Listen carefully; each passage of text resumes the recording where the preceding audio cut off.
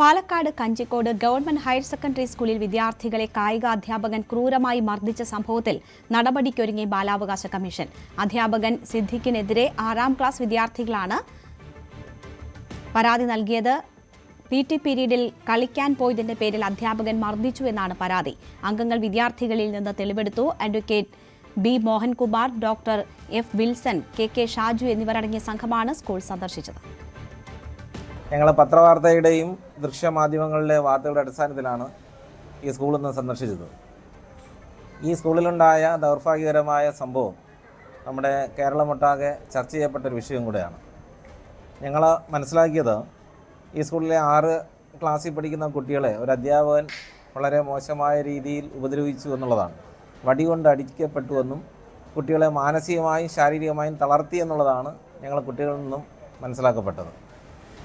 ആ കുട്ടികൾക്ക് യഥേഷ്ടം പഠിക്കുവാനുള്ള ഒരു സാഹചര്യം അധ്യാപകൻ്റെ ഭാഗത്തു നിന്നും ഉണ്ടായില്ല എന്നും കുട്ടികളുടെ ഭാഗത്തു നിന്നും മനസ്സിലാക്കുവാനായിട്ട് നമുക്ക് കഴിഞ്ഞു. എന്തായാലും ഈ സ്കൂളിൽ ചില മാറ്റങ്ങൾ വരുത്തേണ്ടതുണ്ട്.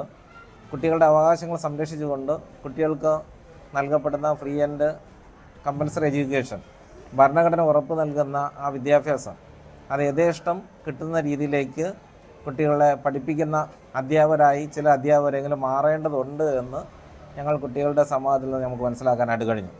അതിനാവശ്യമായ നിർദ്ദേശം ഞങ്ങളിപ്പോൾ അധ്യാപകരുടെ ആ മീറ്റിങ്ങിൽ ഞങ്ങൾ അവരെ അറിയിക്കും. ഇവിടെ ഉണ്ടായ വിഷയത്തിൽ ഇപ്പോൾ നിലവിൽ പോലീസ് കേസെടുത്തു എന്നാണ് മനസ്സിലാക്കുന്നത്. പോലീസിനോട് അതിനകത്ത് റിപ്പോർട്ട് ഞങ്ങൾ ആവശ്യപ്പെട്ടതിന് ശേഷം തുടർ നടപടി എന്താണെന്ന് റിപ്പോർട്ട് കിട്ടിയതിനു ശേഷം അത് തീരുമാനിക്കുകയും ചെയ്യും. കൂടുതൽ വാർത്തകൾക്ക് News 18 Keralam YouTube channel subscribe ചെയ്യുക.